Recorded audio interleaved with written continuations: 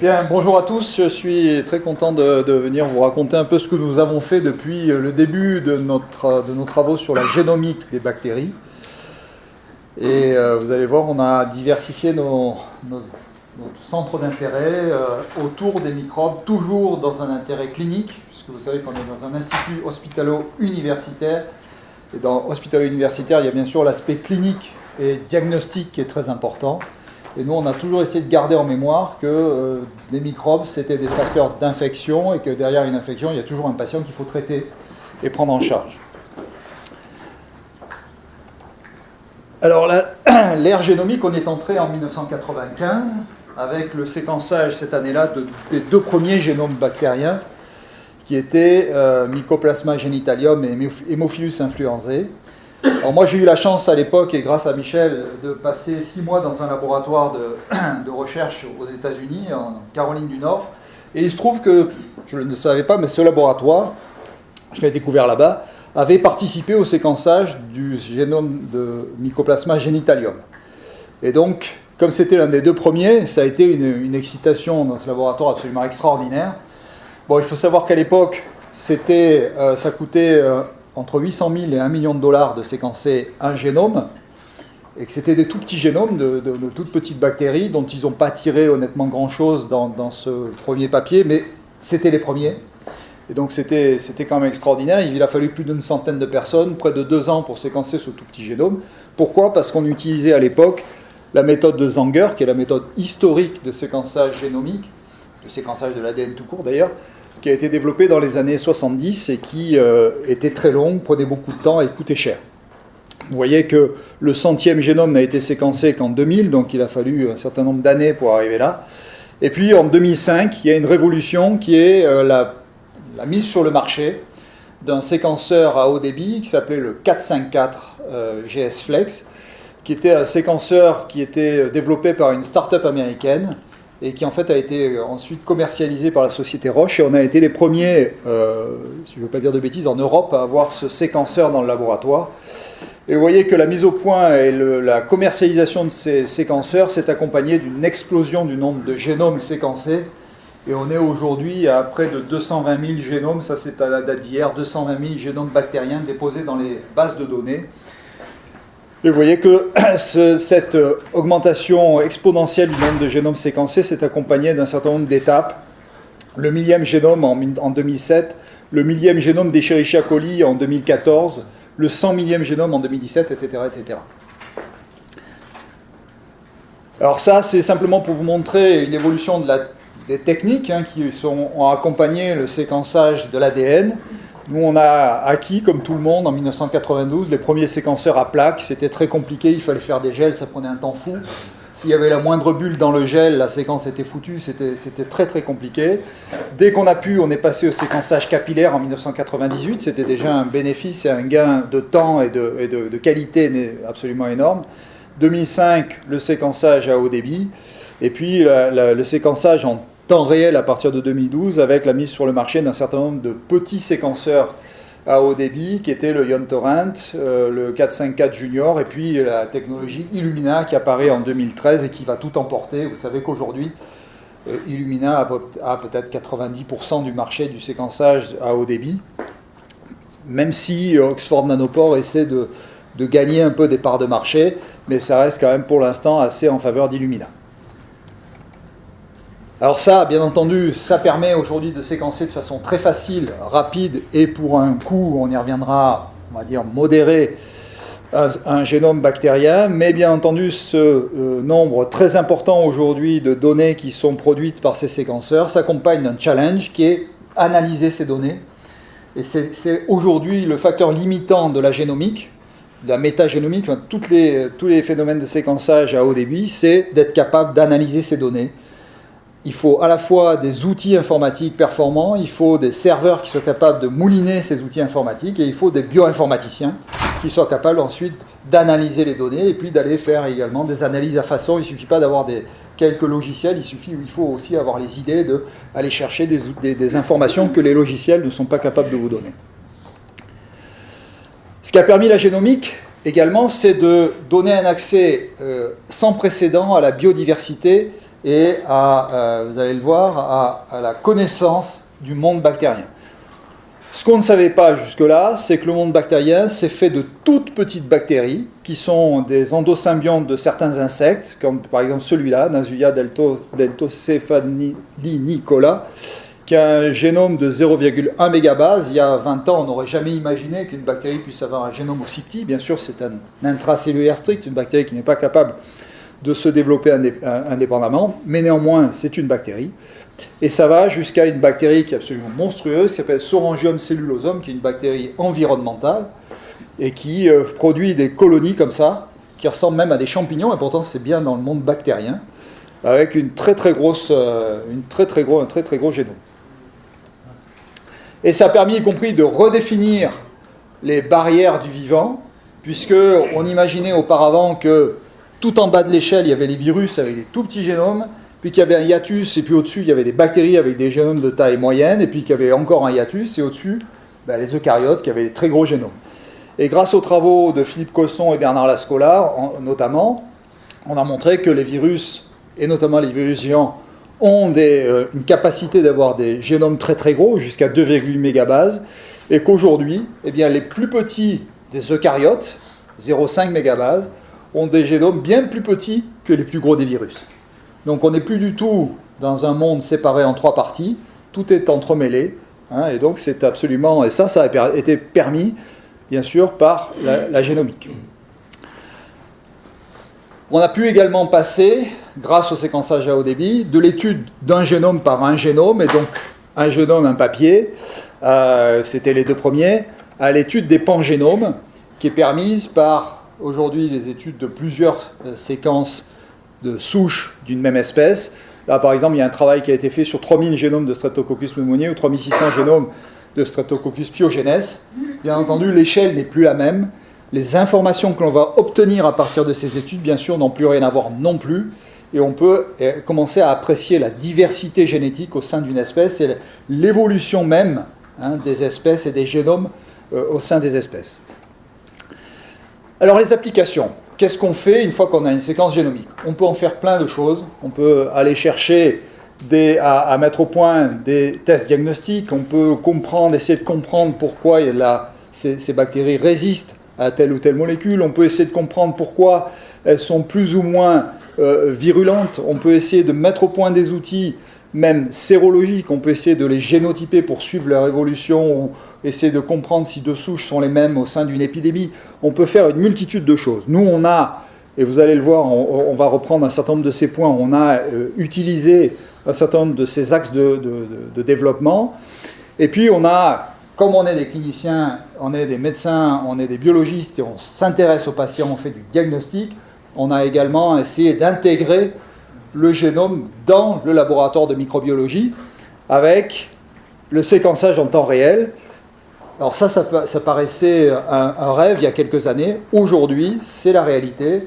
Et donc pour ceux parmi vous qui font de la génomique et qui étudient les génomes, vous le savez, on utilise des souches bactériennes, on séquence le génome de souches bactériennes qui sont pour certaines issues des prélèvements cliniques, on y reviendra pour un certain nombre d'études, et qui permettent de répondre assez rapidement à des questions posées particulières qui permettent d'améliorer la prise en charge des malades.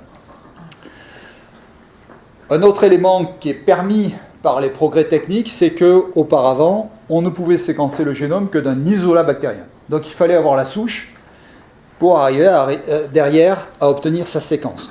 Aujourd'hui, on est capable de séquencer un génome bactérien à partir d'un prélèvement clinique, et y compris des prélèvements cliniques qui sont parfois polymicrobiens. Je vous montre cet exemple-là, c'est une étude qui a été faite dans le laboratoire par Aurélia Caputo, alors, c'est pas exactement du séquençage génomique, c'est du séquençage métagénomique total. Mais à partir de séquençage métagénomique total, Aurélia a pu trier les séquences qu'elle a obtenues directement à partir des selles, donc, qui, vous savez, sont un échantillon très très polymicrobien. Elle a pu aller chercher tous les fragments de séquences qui correspondaient à une souche d'intérêt, une espèce d'intérêt qui s'appelle Akkermansia mucinifila. Elle a assemblé ces différentes séquences contre un génome d'Akkermansia qui était disponible en le mappant, et elle a fini par obtenir cette magnifique carte génomique de cette espèce, donc séquencée directement à partir d'un échantillon.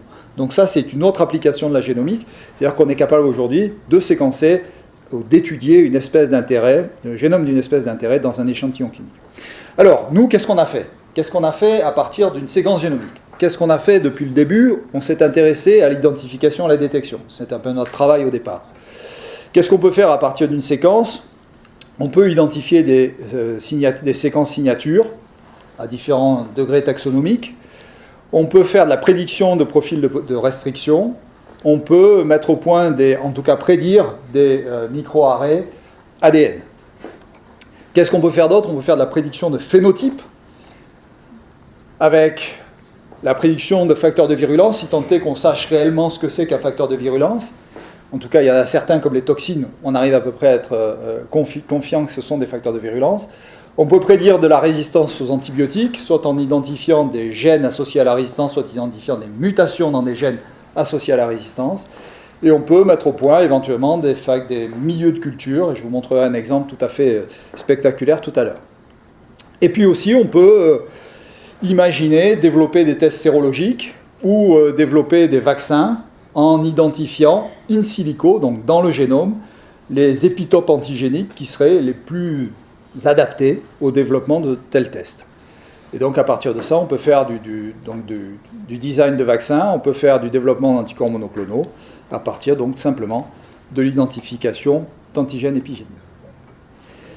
Alors premièrement, l'identification et la détection moléculaire, deux objectifs possibles, détecter, identifier ou génotyper. Vous le verrez que les objectifs ne sont pas les mêmes et les méthodes mises en œuvre ne sont pas les mêmes non plus.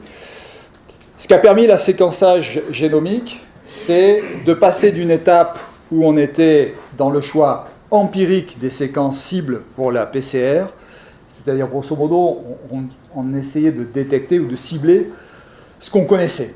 Et on ne connaissait pas grand-chose.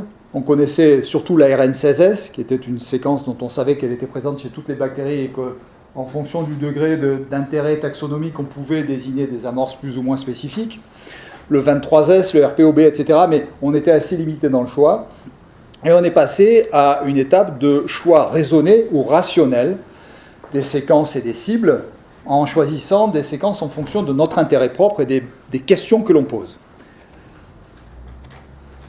Alors ça, c'est un travail qu'avait fait Florence Fenolard, elle avait montré qu'en fonction de ce qui nous intéresse, dans un génome, on peut aller cibler tel ou tel gène, plus ou moins conservé. Si on a besoin de quelque chose qui soit très conservé, on va plutôt taper dans les ARN ribosomaux et le RPOB. Si on a besoin de quelque chose qui soit beaucoup plus spécifique, on va plutôt taper dans d'autres gènes. Un exemple, c'est celui-là. C'est un travail qu'on avait fait sur les Rickettsia, qui sont des bactéries qu'on étudie beaucoup, où on avait comparé les génomes de ces bactéries, et on avait identifié chez ces bactéries un gène qui s'appelle SCA1, qui est un gène qui code pour une protéine autotransporteur, qui est antigénique, et qui est présent chez toutes les espèces. Et c'est à peu près le seul gène de cette famille qui est présent chez toutes les espèces de Rickettsia. Et on a identifié dans ce gène un fragment de 488 paires de bases qui était capable d'identifier toutes les espèces. Et donc on se sert aujourd'hui d'une PCR basée sur ce gène et qui nous permet de détecter et d'identifier à peu près n'importe quelle espèce de Rickettsia. La deuxième question que l'on peut poser quand on s'intéresse à la détection, c'est comment je fais pour augmenter la sensibilité de détection de ma PCR ? Comment je fais pour détecter le nombre le plus faible possible de copies d'ADN. Alors il y a deux moyens de faire. Le premier moyen, c'est la PCR nichée, la nested PCR. La PCR nichée, vous savez ce que c'est deux PCR qui se succèdent, une PCR avec des amorces externes, et puis on fait derrière une PCR avec des amorces internes qui va réamplifier les amplicons de la première PCR. Ça marche très bien, c'est connu depuis très longtemps. Le défaut de ces PCR nichées, c'est qu'elles sont très souvent contaminées. Elles manquent de spécificité parce qu'elles sont très souvent contaminées par les produits d'amplification des réactions précédentes. Pour éviter ça, parce que quand même à la fin ça marche très très bien la PCR nichée, Michel a mis au point une PCR qui s'appelle la PCR suicide. Alors qu'est-ce que c'est que la PCR suicide ? C'est de la PCR nichée, mais avec un certain nombre de contraintes. Donc l'objectif c'est d'augmenter la sensibilité de la PCR sans perdre de spécificité. Et c'est là qu'est la contrainte, c'est d'essayer de ne pas perdre de spécificité. Comment on fait ça ? On va choisir un fragment d'ADN qui soit de préférence conservé et qui encadre un fragment variable qui permettra quand on amplifie avec ces amorces, d'identifier derrière ce qu'on a amplifié, bien entendu. Donc, un premier jeu d'amorces externe, un deuxième jeu d'amorces interne. Deuxième contrainte, c'est qu'on ne met pas de témoin positif.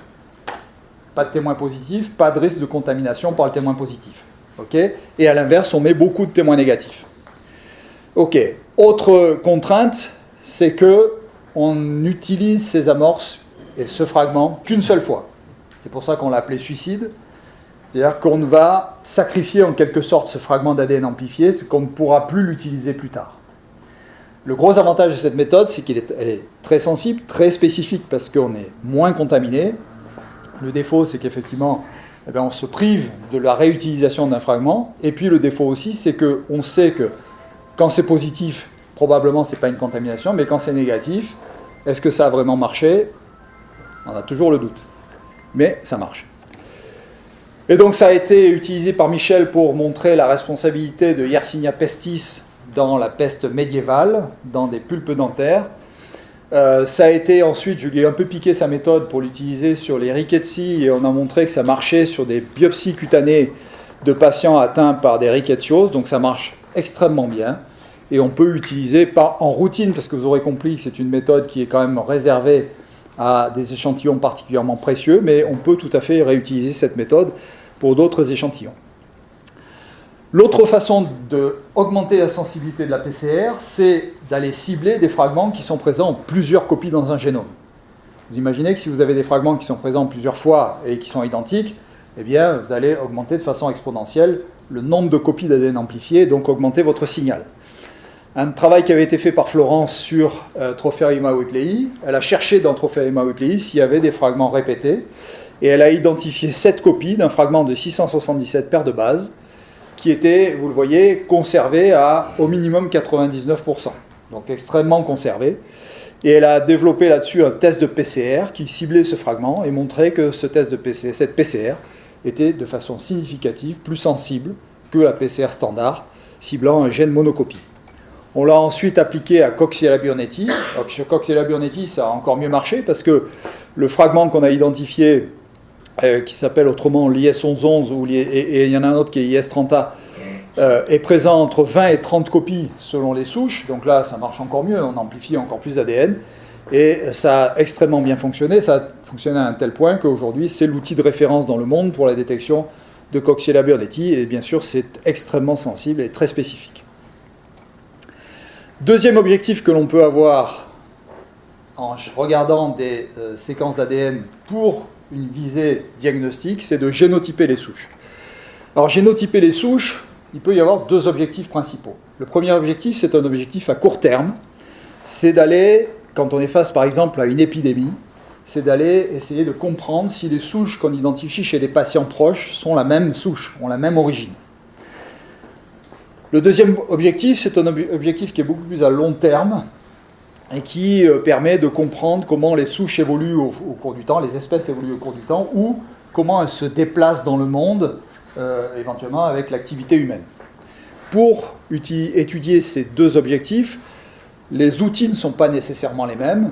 Vous voyez qu'il y a des outils spécifiques ou plus ou moins adaptés à l'épidémiologie à long terme, et puis des outils plus spécifiques pour l'épidémiologie à court terme. Moi, je vais vous montrer ce que nous avons utilisé à partir des génomes. Alors, ça, c'est des outils qui sont pas utilisés, qui n'ont pas été développés chez nous, mais qui ont été développés à partir des génomes. L'utilisation des VNTR pour Variable Number of Tandem Repeats, qui sont des séquences répétées dans un génome en tandem. Et donc là, il suffit d'amplifier la région génomique qui contient ces VNTR. Et donc, en fonction de la taille du fragment que vous avez amplifié, vous savez que le nombre de VNTR, de tandem repeat, est plus ou moins grand. Et ça vous permet comme ça de classer les isolats les uns par rapport aux autres. Une autre application de la génomique au génotypage, c'est bien sûr les SNPs. Vous savez que dans un génome, on va être capable d'aller regarder les mutations ponctuelles dans un échantillon ou dans un fragment donné du génome. Et là aussi, c'est une méthode de séquençage, d'utilisation des génomes qui est très efficace sur le génotypage. Nous, ce qu'on a fait, c'est que donc le microarray est une autre méthode de génotypage global aussi qui peut être basée sur le génome. Je vous montre juste un exemple, c'est celui-là. C'est un microarray qui avait été développé dans le laboratoire sur Tropheriuma euclei. À partir de la séquence du génome de Tropheriuma euclei, on a été capable donc d'identifier des sondes, un certain nombre de sondes en fonction des différents gènes du génome de Tropheriuma. On a fait synthétiser ces sondes, on les a faites coller sur une puce ADN et on a développé comme ça un microarray qui, à partir du génome, permet de détecter et également de génotyper en même temps les différentes souches de Tropheriuma euclei. Alors d'autres méthodes basées sur les séquences permettent le génotypage. Ça, c'est d'autres méthodes que nous, on a développées dans le laboratoire, qui étaient des méthodes qui, à l'époque, étaient plus simples parce qu'on ne disposait pas encore de la capacité de séquençage génomique qu'on a aujourd'hui. Une méthode qui s'appelle le multispacer typing. Alors, ce qui est intéressant avec la méthode de multispacer typing, c'est une méthode également que Michel a développée. C'est une méthode qui est aujourd'hui extrêmement utilisée pour confirmer les résultats du séquençage génomique. Donc certaines équipes, et notamment américaines, sur Rickettsia, sur Coxiella, confirment les résultats du génotypage par le MST. Donc c'est assez intéressant. Alors l'hypothèse de travail de cette méthode-là, c'était de se dire les séquences non codantes, intergéniques, n'étant pas soumises à pression de sélection, ou étant moins soumises à pression de sélection que les gènes, sont plus variables que les gènes. OK.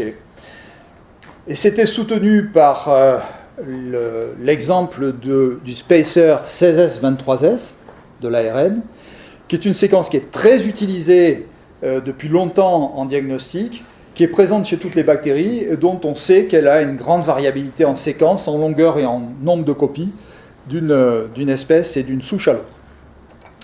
Et donc Michel a utilisé cette méthode en comparant des séquences de Yersinia.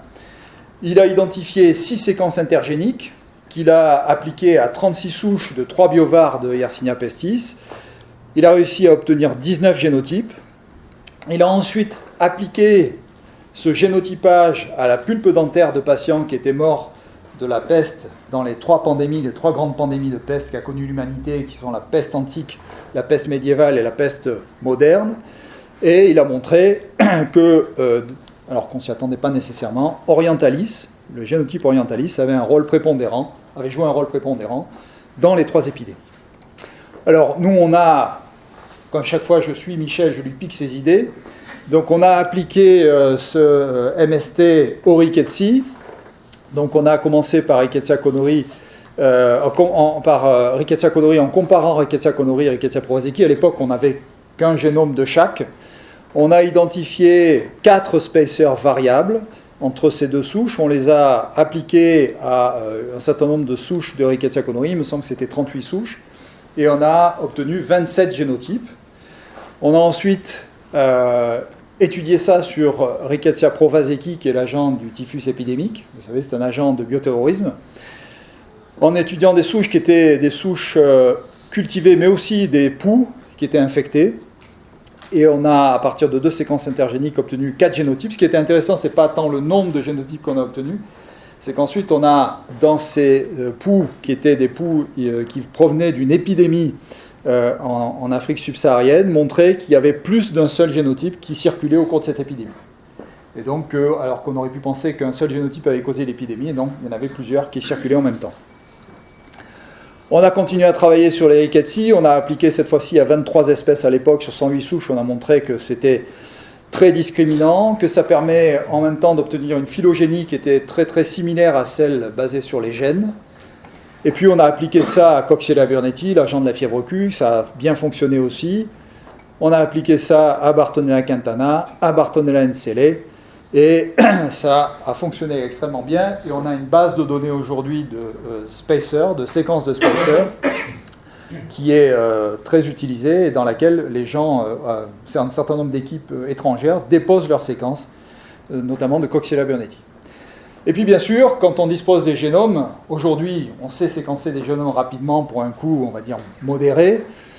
Le génome, c'est quand même ce qu'il y a de mieux pour le génotypage. On a utilisé différentes techniques, mais si on peut disposer du génome, le génome c'est l'outil ultime de génotypage, qui est extrêmement adapté au typage, est devenu adapté maintenant grâce aux progrès techniques, au typage des souches. 2 exemples qui ont été publiés dans la littérature. Un premier exemple, c'est Mycobacterium tuberculosis beijing, qui est une souche à la fois très virulente et puis potentiellement résistante aux antibiotiques, qui est apparue, vous voyez, en Asie, et qui s'est ensuite répandue avec les mouvements de population, s'est répandue dans le monde, qui est certes aujourd'hui toujours prépondérante en Asie et en URSS, mais qui, vous voyez, représente 10% des souches dans les Caraïbes, 10% des souches en Amérique du Nord, 25% en Australasie, et puis chez nous, ça représente autour de 4%, il me semble, donc 3%, pardon, 3% des souches. Et donc vous voyez que le séquençage génomique a permis de comprendre l'évolution de ces souches et a permis d'un peu de tracer leur circulation et leur diffusion. Notre étude qui montre l'utilité de la génomique en traçabilité et génotypage des souches, l'épidémie de Vibrio choléra à Haïti, qui a touché 800 000 personnes et a fait 10 000 morts, donc c'est une épidémie extrêmement grave. Et donc un certain nombre de souches ont été séquencées, et ce qui a permis le séquençage de ces souches, et donc le génotypage de ces souches, ça a été de montrer qu'en fait l'origine de cette épidémie, c'était les soldats de l'ONU, et donc notamment le bataillon népalais, qui avait amené ces souches de chez eux, qui avait contaminé les réseaux d'eau naturels et avait entraîné donc cette épidémie. On peut, à partir d'un génome, également prédire le phénotype. Donc ça, c'est extrêmement intéressant, et notamment, ça a été utilisé chez nous pour la culture, la mise au point de milieux de culture. Là, je vous parle de Tropheriuma whipplei. C'était un travail qui a été fait par Patricia Renesto. Tropheriuma whipplei, c'est l'agent de la maladie de Whipple. C'est une bactérie qui est fastidieuse, qui est compliquée à cultiver, qu'on ne savait pas cultiver à l'époque, autrement qu'en les faisant pousser sur milieu cellulaire, et c'était extrêmement long. Et Patricia a étudié le génome de Tropheriuma whipplei pour essayer de comprendre pourquoi cette bactérie était si fastidieuse et pourquoi elle avait autant de mal à pousser en dehors des cellules. Et ce qu'elle a observé, c'est que cette bactérie, eh bien, il lui manque un certain nombre de métabolismes essentiels des acides aminés. Et donc, ce qu'elle a fait, c'est qu'elle a mis au point un milieu de culture dans lequel, très riche, enrichi en glutamine, dans lequel elle a ajouté tous ces acides aminés que la bactérie n'était pas capable de métaboliser, en tout cas pas capable de synthétiser. Et ça a fonctionné, ça a très bien fonctionné, puisqu'aujourd'hui on a un milieu de culture pour Tropheriuma whipplei qui permet la culture axénique, c'est-à-dire sans cellules, de cette bactérie. D'autres exemples de ce type de stratégie ont été mis au point. Coxiella burnetii, par exemple, est aujourd'hui cultivé en milieu axénique. Mais pour d'autres bactéries qui nous intéressent beaucoup, comme les rickettsia, eh bien, à ce jour, on se casse un peu les dents. On a essayé avec la même stratégie de trouver un milieu axénique. Aujourd'hui, on n'en est pas encore tout à fait là. Autre prédiction du phénotype, la résistance aux antibiotiques. Alors, comment est-ce qu'on va, à partir d'un génome, détecter la résistance aux antibiotiques? 3 façons de faire. La première, la plus simple, c'est comparer notre génome à une base de données de facteurs de résistance connus. OK. On a dans le laboratoire, enfin dans l'IHU, une base de données développée par Jean-Marc Rollin qui s'appelle, vous le savez, Arganote, qui est une base de données de facteurs de résistance extrêmement complète et qui est régulièrement mise à jour. On peut essayer d'aller regarder ce qui est transmis par transfert latéral de gènes, ce qui est acquis par le génome par transfert latéral de gènes, puisque très souvent ces facteurs de résistance aux antibiotiques sont mobiles. Donc, OK, on va regarder dans les îlots génomiques notamment, je vous montrerai tout à l'heure un exemple, et puis on peut, si on a la chance d'en disposer, comparer une souche résistante et une souche sensible, et voir ce qui diffère. Alors ça, c'est un travail qui a été fait par Jean-Marc sur Tropheriuma whipplei toujours. Tropheriuma whipplei, je veux dire, c'est l'agent de la maladie de Whipple, c'est une bactérie dont le traitement de référence était le Bactrim. Et pour ceux qui savent ce qu'est le Bactrim, c'est une combinaison de 2 antibiotiques qui s'appellent le sulfaméthoxazole et le trimethoprim, qui ont 2 cibles moléculaires différentes. Et la surprise, puisque c'était la molécule de référence, la surprise, c'est quand on a regardé dans le génome de Tropheriuma whipplei si les cibles de ces 2 molécules étaient bien présentes, la première surprise, ça a été de montrer que eh bien, la cible du trimethoprim n'y était pas. Alors, sur un plan éthique, proposer à des patients un traitement, une combinaison thérapeutique dont on sait que la moitié ne marche pas, c'est pas acceptable. L'autre problématique, c'est qu'un certain nombre de patients échappaient au traitement et que chez ces patients-là, eh bien, on s'apercevait qu'ils devenaient résistants par mutation donc, au sulfaméthoxazole. Donc grâce à ces travaux, Le Bactrim a été complètement abandonné aujourd'hui pour le traitement du Whipple, et la maladie Whipple est traitée de façon complètement différente. Autre travail qui a été fait sur les antibiotiques, c'est un travail que j'ai eu la chance de conduire il y a quelques années sur Acinetobacter baumannii, et sur une souche très particulière d'Acinetobacter baumannii qui s'appelait AYE. Cette souche, elle est partie du nord de la France, de Lille. Elle était multirésistante aux antibiotiques, elle était très virulente, et elle touchait des patients qui étaient en réanimation. Et cette souche, elle est partie de Lille, et puis on arrive à la tracer, à la suivre. Elle arrive à Paris, au Kremlin-Bicêtre, où elle est à nouveau reconnue, et puis à partir de là, elle va diffuser dans toute la France, et vous le voyez, entre 2003 et 2004, elle va toucher 54 hôpitaux en France, dans 8 régions, et puis on va finalement avoir un nombre de patients infectés qui va être important, avec, vous le voyez, une mortalité de l'ordre de 26%. Donc c'est une souche qui était vraiment, d'abord, elle avait une capacité de morbidité importante, et puis d'autre part, elle avait une capacité également de diffusion très importante. Donc on a eu la chance, nous, si je peux dire la chance, d'avoir un patient porteur, en tout cas de récupérer la souche. On a eu la chance surtout de pouvoir la comparer à une souche très très sensible, qui était sensible à tous les antibiotiques, qui était la souche SDF, qui, comme son nom l'indique, avait été identifiée dans un pouls de SDF à Marseille. Et ce qu'on a vu, c'est que la souche résistante était plus grosse que la souche sensible. Et en particulier, quand on était allé regarder dans les îlots génomiques, on a vu que cette souche résistante avait un îlot génomique de l'ordre de 86 kb, alors que la souche sensible avait aussi un îlot génomique, mais beaucoup plus petit. Intérêt, on est allé regarder tout de suite ce qu'étaient ces îlots génomiques. Et ces îlots génomiques, ils étaient, coup de chance, situés dans les deux souches qui n'avaient rien à voir sur le plan épidémiologique, elles n'avaient rien à voir l'une avec l'autre. Mais cet îlot génomique était exactement au même endroit dans le génome, inséré dans un gène qui codait une ATPase. Donc ça, c'est intéressant, ça veut dire qu'il y a dans cet endroit du génome un facteur de fragilité qui favorise l'intégration par la bactérie d'un certain nombre éventuellement de gènes acquis par transfert latéral. Et puis on est allé regarder, bien sûr, tout de suite ce qu'il y avait là-dedans. Et ce qu'il y avait là-dedans, alors là, grosse surprise, il y avait des gènes de résistance aux antibiotiques. Une vingtaine de gènes de résistance aux antibiotiques, et résistants à énormément de familles d'antibiotiques, et y compris il y avait de la redondance là-dedans, c'est-à-dire qu'il y avait plusieurs gènes qui codaient pour la même résistance. Ce qu'il y avait également, c'est qu'il y avait des gènes de résistance aux métaux lourds. Ce qui veut dire que cette bactérie était une bactérie environnementale au départ, qui avait été exposée à des antiseptiques, et qui donc était devenue potentiellement résistante parce qu'elle était en contact avec un environnement qui contenait, pourquoi pas, des effluents hospitaliers. Et puis on a trouvé des intégrases, on a trouvé beaucoup de transposases, et puis d'autres gènes qui avaient moins d'intérêt. Et quand on a regardé comment étaient organisés finalement ces gènes, ils étaient organisés en transposons, ils étaient organisés en intégrons, et puis quand on a regardé d'où ils venaient, parce qu'on s'est dit, bon, ils sont acquis par transfert latéral, d'accord, d'où viennent-ils ?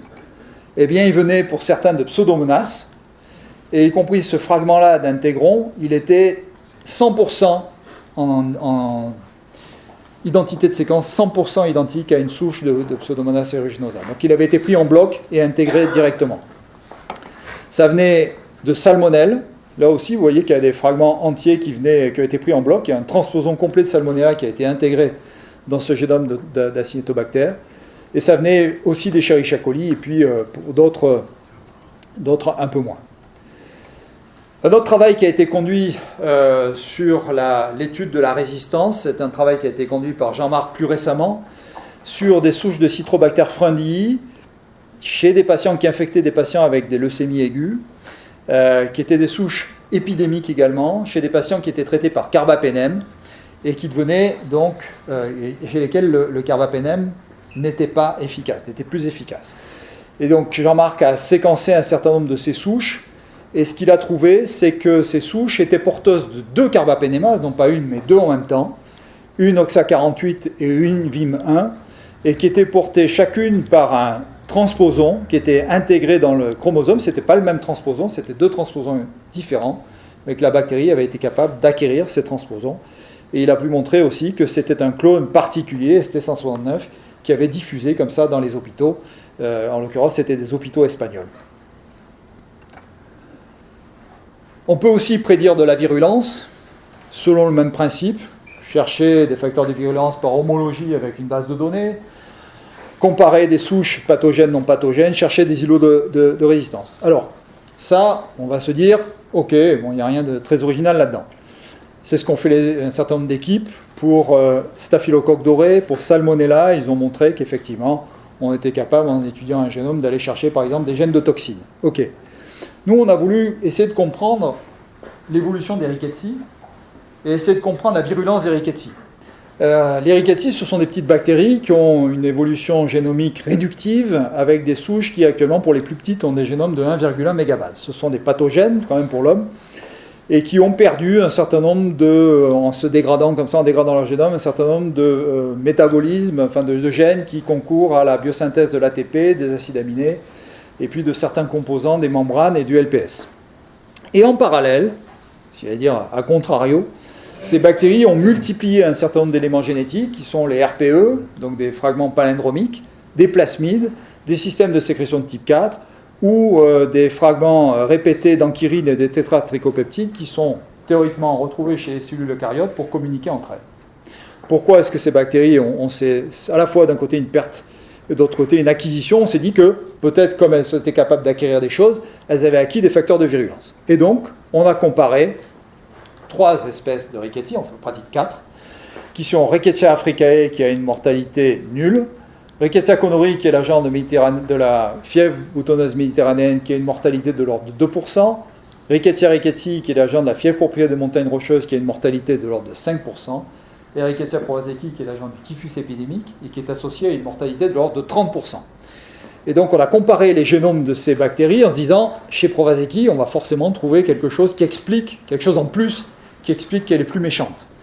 Eh bien, Rickettsia prowazekii n'a rien que les autres n'ont pas. Elle n'a rien en plus. Donc ce n'est pas l'acquisition de facteurs de virulence qui explique la pathogénicité accrue de cette bactérie.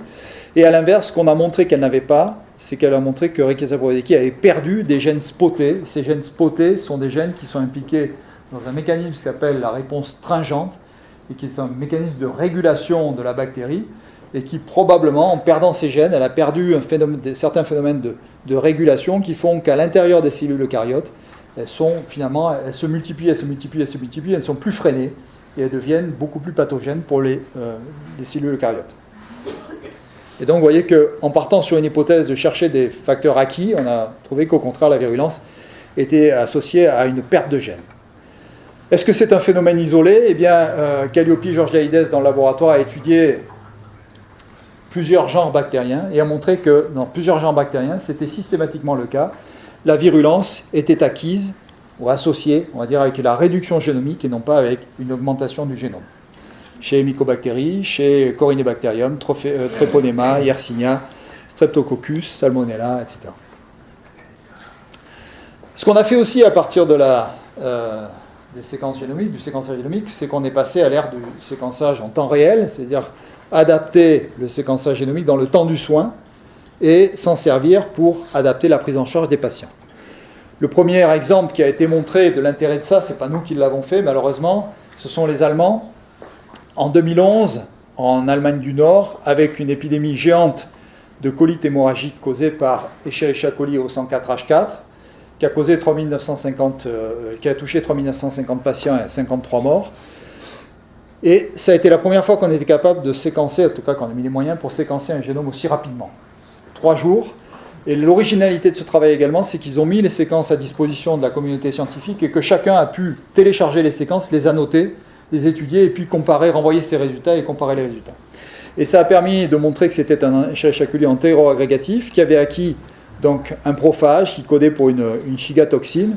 Et ça a permis surtout de trouver l'origine donc, de cette épidémie, puisqu'au départ, on avait identifié, émis l'hypothèse d'un certain nombre d'aliments. On pensait que c'était alimentaire, mais on n'avait pas trouvé lesquels. Et on a fini par trouver des pousses comme ça de certaines plantes qui étaient d'origine égyptienne et qui avaient été à l'origine de cette grande épidémie. Alors ça, je vais un peu me moquer de quelqu'un, des Anglais, parce que les Anglais, ils vous publient des papiers en vous disant « Regardez, nous, ce qu'on est capable de faire ». Alors les Anglais, effectivement, ils publient un papier où ils montrent que dans une épidémie de Salmonella enterica enteritidis, de 37 cas, ils ont été capables, dans la nuit, de séquencer 16 souches, de les annoter et de dire, regardez, c'est les œufs allemands qui ont causé cette épidémie. Extraordinaire. Quand nous, on est à 2-3 jours, c'est extraordinaire. Mais quand on va regarder qui sont ces Anglais, ils sont à Birmingham. Et il y a un triangle extraordinaire en Angleterre qui est Birmingham, Oxford, Londres. Et Birmingham, Oxford, Londres, ce sont les sites de production de Illumina, Oxford Nanopore et du Sanger Institute. D'accord ? C'est le cœur de la génomique mondiale, on va dire. Et en fait, quand on regarde qui a fait ça, eh bien, c'est toutes les boîtes de production de séquençage qui ont mis tous leurs moyens, à la fois par l'utilisation de séquenceurs qui ne sont pas encore sur le marché, mais aussi par l'utilisation de leur force de frappe, de tous leurs ingénieurs, pour arriver à ce résultat-là. Donc, il n'y a rien à dire, c'est formidable. Mais de là à dire qu'ils font beaucoup mieux que les autres, ouais, c'est vrai, mais pas sans moyens non plus. Ok, nous, ce qu'on a fait avec la génomique en temps réel, c'est que par exemple, on a étudié le génome d'une Listeria ivanovi, qui avait causé une infection mortelle d'une prothèse de l'aorte. Et on a trouvé chez cette souche 5 gènes qui codaient un système de sécrétion de type 1, qui différenciait cette souche des autres souches de Listeria ivanovi et qui est possiblement associée à son augmentation de virulence.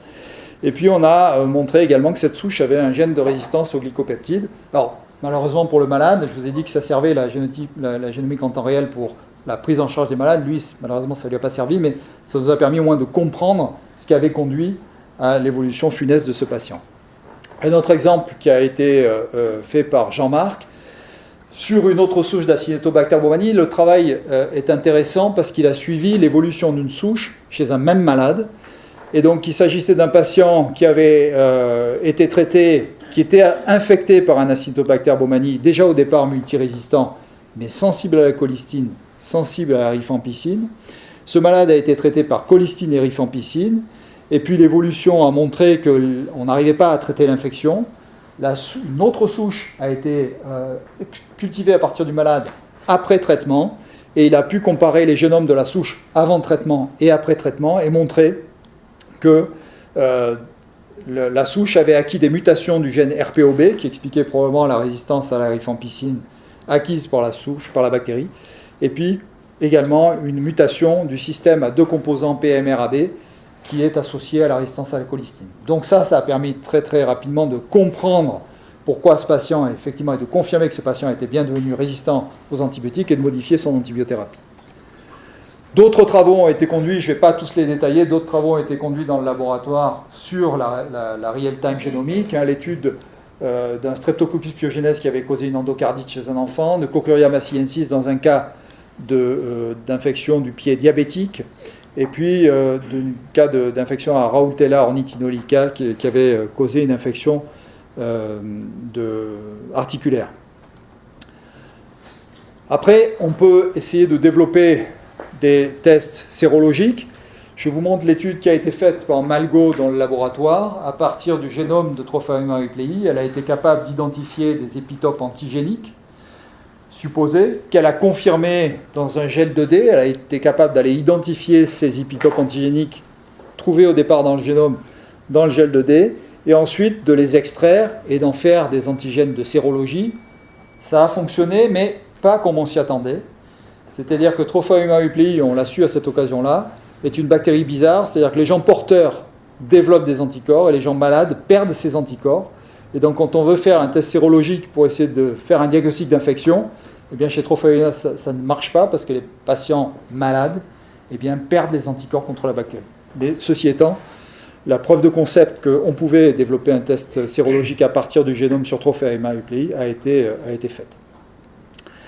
Et puis il y a bien sûr le développement de vaccins. Alors ça, ce n'est pas un travail qui a été fait chez nous, mais simplement je vous en parle parce que c'est un travail extraordinaire.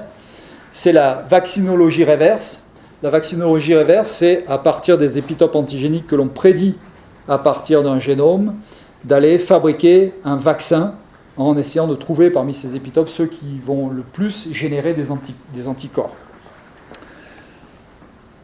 Et ça a été appliqué à une bactérie qui jusque-là avait échappé au vaccin, qui est le méningocoque de sérogroupe B, On avait un vaccin contre le méningo A, le méningo C, très efficace, mais le méningo B, qui est l'un des agents principaux de méningite, eh bien, on n'avait pas de vaccin. Et donc, en identifiant 350 antigènes potentiels dans le génome, dont 29 qui d'ailleurs n'avaient pas été identifiés auparavant, eh bien, 3 antigènes ont été sélectionnés, qui sont ceux-ci. Et grâce à ces 3 antigènes, on a pu mettre au point un vaccin qui s'appelle le Bexsero, qui est le premier vaccin mis au point par vaccinologie reverse, et qui est un vaccin qui est aujourd'hui utilisé dans le monde pour la prévention des infections au méningocoque B. Alors, il y a des choses qui sont intéressantes, je vous les montrer, puis il y a des choses qui semblent pour l'instant un peu décevantes, et c'est le cas de la mise au point de nouveaux antibiotiques. Vous savez peut-être, l'industrie pharmaceutique, pendant des années, dans les années 90-2000, a produit des antibiotiques nouveaux. C'était formidable. On arrivait à pallier à l'apparition des résistances. D'ailleurs, peut-être ça a aussi contribué à l'évolution des résistances, qu'on utilise de plus en plus ces nouvelles molécules, sans vraiment rationnement. Mais on s'est dit que quand on allait pouvoir utiliser les génomes, on allait aussi mettre au point des molécules adaptées à certaines cibles qu'on avait trouvées dans les génomes. Alors c'est vrai, il y a des études en cours sur certains facteurs de virulence pour un certain nombre de bactéries, sur certains systèmes de sécrétion, sur les pili, mais en réalité, à ce jour, en tout cas à ma connaissance, l'industrie pharmaceutique n'a pas été capable de produire de molécules révolutionnaires à partir des séquences génomiques. Et puis, je ne résiste pas à l'envie de vous parler de la taxonomie. Quand même. La taxonomie, c'est à la marge de la microbiologie clinique, mais c'est quand même vous parler de la taxonomie des microbes humains, rapidement. Ça, c'est la taxonomie moderne. La taxonomie moderne, qu'est-ce que c'est la taxonomie? C'est classer et donner un nom aux êtres vivants. D'accord? Ça, c'est la taxonomie moderne des bactéries. Alors, quand vous regardez là-dedans, ce sont les mots les plus représentés parmi dans la littérature. Alors, vous êtes un peu déçus, vous avez trouvé sol, marin, streptomyces, bacillus. Tout ça, c'est pas hyper intéressant quand on s'intéresse à la microbiologie humaine. Et effectivement, quand on regarde ce que représente l'homme là-dedans, fécès, homme, clinique, patient, pas grand-chose, hein, c'est tout petit au milieu. Hein. Okay. Et quand on va regarder de façon plus intéressante quand même pour nous, s'il y a des villes qui sont représentées là-dedans, il y en a une, Massilia. Une ville qui est représentée dans tout ce truc, c'est nous. Bien. Alors, voilà l'origine des bactéries actuellement décrites en taxonomie. Vous voyez, ça vient du sol, de l'eau, des lacs. Et l'homme, il vient après tout ça. Et qui, aujourd'hui, décrit des micro-organismes? Eh bien, ce n'est pas les Européens, ce n'est pas les Américains, ce sont les Chinois et ce sont les Coréens. Et vous voyez que cette évolution, elle est très récente. Il a fallu moins d'une vingtaine d'années pour qu'ils nous passent devant, mais alors, on est laminé par les Américains, par les Chinois et par les Coréens, qui ont mis donc les moyens et puis l'intérêt particulier sur les microbes environnementaux. Alors, comment on utilise les génomes en taxonomie? Eh bien, je vous l'ai dit tout à l'heure, l'information génétique complète produite dans le génome, bien sûr, c'est extrêmement intéressant, c'est l'outil de génotypage ultime.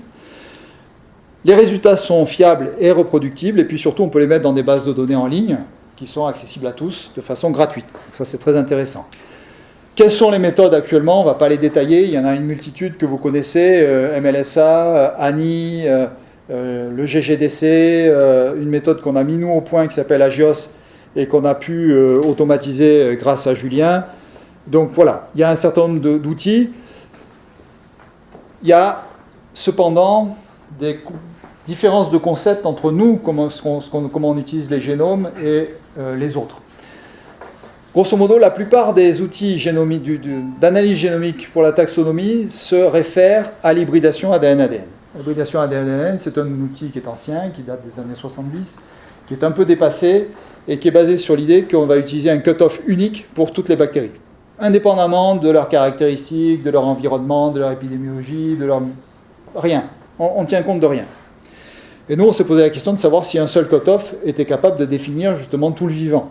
Et donc, on oppose cette stratégie, qui est une approche globale, avec un cut-off standard, et qui va classer les espèces, peu importe le reste, à une approche, on va dire, locale, qui va tenir compte d'un certain nombre d'éléments et qui va surtout ne pas appliquer de cut-off universel. Alors je vous donne un exemple. Voilà, partons d'une souche, on a appelé cette stratégie la taxonogénomique, partons d'une souche, qui était une souche de Mariam, qui s'appelait MT16, qui avait été isolée donc, du tube digestif humain. Cette souche, premièrement, on la compare, on essaie de l'identifier avec le Malditoff. Et le Malditoff vous dit, je ne connais pas. Ok, on va plus loin, on fait la séquence 16S. La séquence 16S vous dit, tiens, c'est proche d'un aérococcus, mais c'est pas un aérococcus. Ok, on continue, on va considérer que c'est potentiellement une nouvelle espèce. On va analyser ses caractéristiques phénotypiques, grammes, microscopie électronique, caractères chimiques, spectrométrie de masse, et on va comparer ça aux espèces les plus proches, en l'occurrence un aérococcus. Et puis on va séquencer le génome et on va refaire pareil, c'est-à-dire qu'on va analyser les caractéristiques génomiques et on va les comparer à celles des espèces les plus proches. En utilisant Agios, qui est notre outil, on trouve que parmi les anaérococcus officiels, excluant la nôtre, l'Agios va de 60 et 88%. Et donc quand on compare la nôtre à ces espèces-là, on va de 68 à 79%, pile au milieu. Donc c'est parfait, on est dans le range, donc on considère que nous aussi, on est potentiellement une nouvelle espèce. Donc qu'est-ce qu'on fait? On dépose cette souche dans 2 collections de souches, et puis on lui donne un nom, et derrière, on la publie. Et puis pour finir, je voudrais vous montrer l'impact de la microbiologie marseillaise sur la taxonomie, avec au départ l'utilisation comme tout le monde du 16S, et puis très vite l'utilisation dès qu'on a pu du séquençage génomique. Et on a été précurseur dans un certain nombre de domaines, d'une part par notre volonté d'intégrer le génome très tôt dans l'analyse taxonomique, et puis dans la publication des journaux en ligne de taxonomie. Bien sûr, 2006, quand on l'a fait, on nous a dit non. On ne s'est pas découragé, on a continué. On a intégré le Malditoff, puis on a intégré de façon officielle le génome sous la forme de taxonogénomique. Bien entendu, on nous a dit non. 2012, refus par 3 journaux, on ne s'est pas découragé et on a continué. Ce qui est intéressant, c'est que quand vous regardez ça, donc utilisation des génomes en 2012, on te dit non. Et comme on a continué, on a créé un journal, enfin Michel a créé un journal, on a créé des formats d'articles particuliers pour ces descriptions. On a commencé à être visible, audible, et aujourd'hui, la Commission internationale de taxonomie a rendu le séquençage génomique obligatoire pour la description des espèces bactériennes. Voilà, et donc l'ensemble de ces méthodes, nous en tout cas, nous a permis de décrire depuis 2012 520 nouvelles espèces bactériennes. Voilà, donc très rapidement, parce je suis désolé, j'étais un peu long. Vous avez vu que, en tout cas j'ai essayé de vous convaincre que les séquences génomiques constituent une source d'information extrêmement importante pour détecter et comprendre un certain nombre de facteurs, la virulence, la résistance, essayer de suivre et tracer les espèces bactériennes. Cette méthode a le potentiel pour entrer dans le laboratoire de microbiologie, et donc pour améliorer la prise en charge des patients. On peut théoriquement séquencer, si on y met les moyens, un génome en moins de 72 heures pour moins de 300 €. Ça n'inclut pas toujours l'analyse génomique. On peut faire à partir d'isolats, mais aussi d'éléments cliniques. Les bases de données sont extrêmement riches et donc on trouve toujours à peu près quelque chose à quoi se comparer. Et ça peut remplacer un certain nombre de tests qui sont existants, y compris des tests phénotypiques, notamment d'antibiogramme par exemple. Mais il reste un certain nombre d'obstacles. Tous les laboratoires n'ont pas accès à la génomique. Tous les pays n'ont pas accès à la génomique. En tout cas, ça reste une technique qui est relativement chère et difficile d'accès dans un certain nombre d'endroits, même si ça devient de plus en plus simple. Et je dirais que l'un des facteurs, pour l'instant, les plus limitants, ce sont les capacités d'analyse bioinformatique et les capacités d'analyse informatique. Donc il faut des ordinateurs très puissants, et puis il faut du savoir-faire, il faut des bioinformaticiens qui sachent analyser ces séquences et qui surtout soient présents à proximité pour qu'on puisse leur poser des questions et échanger avec eux pour aller chercher des choses que les outils actuels ne nous donnent pas de façon automatique. Et donc je remercie en particulier Julien qui nous aide à développer des outils à façon pour l'analyse des génomes. Voilà, je vous remercie.